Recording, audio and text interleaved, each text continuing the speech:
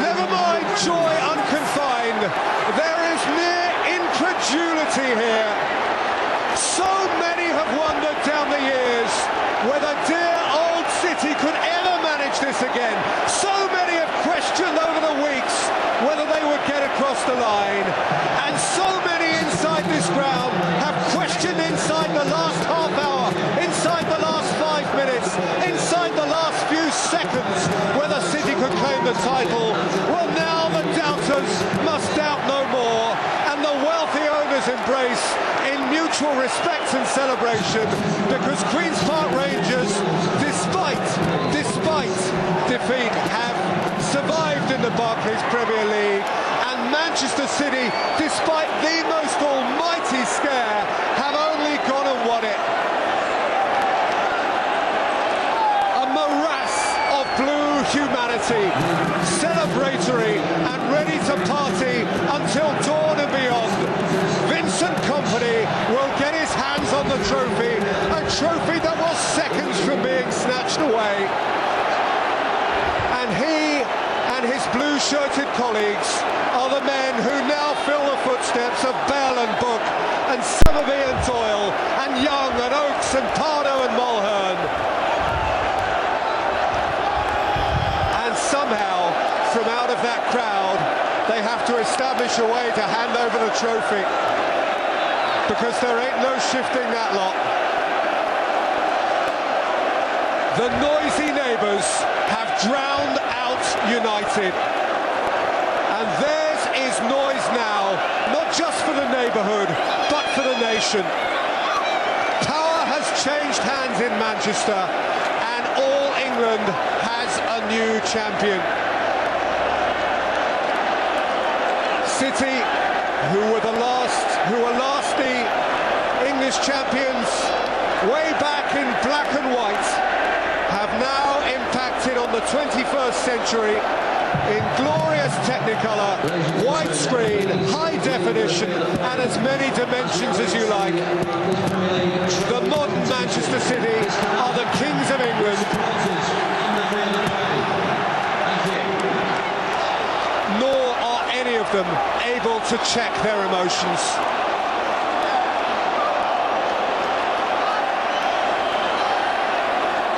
From the most famous celebrity supporter to the humblest on his knees, it is a day which is simply unforgettable. And Craig Burley, if you can bring sense to it, how possibly do you summarise an occasion, a turn of events such as this?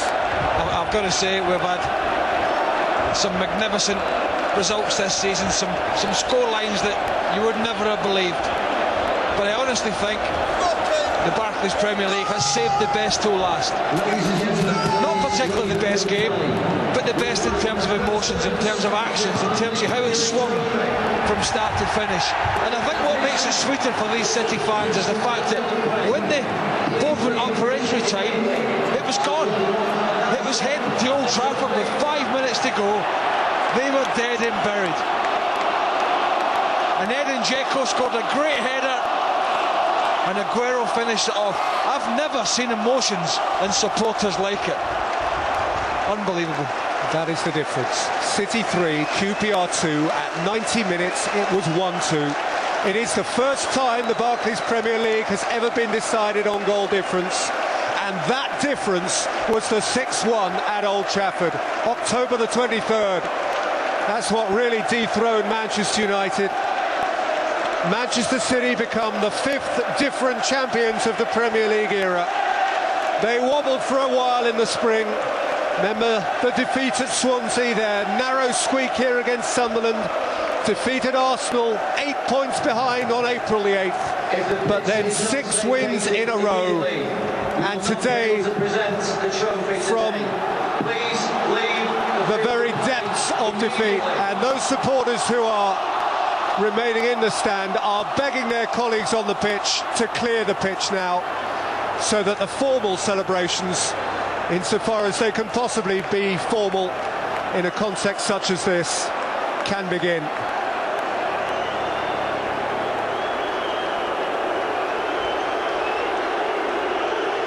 Well, I've got to say as well, I do think it's fitting after putting in such a spirited performance that QPR did survive. But they have been the best team this season for me by quite a long way, Manchester City. I know it doesn't say that in terms of the points, but I think they've been streets ahead in terms of the quality of their play, but they've made hard work of it in the second half of the season, but they got there, and that's the important thing for them. And that will come as a great source of joy to their manager Roberto Mancini, from whom we can hear now.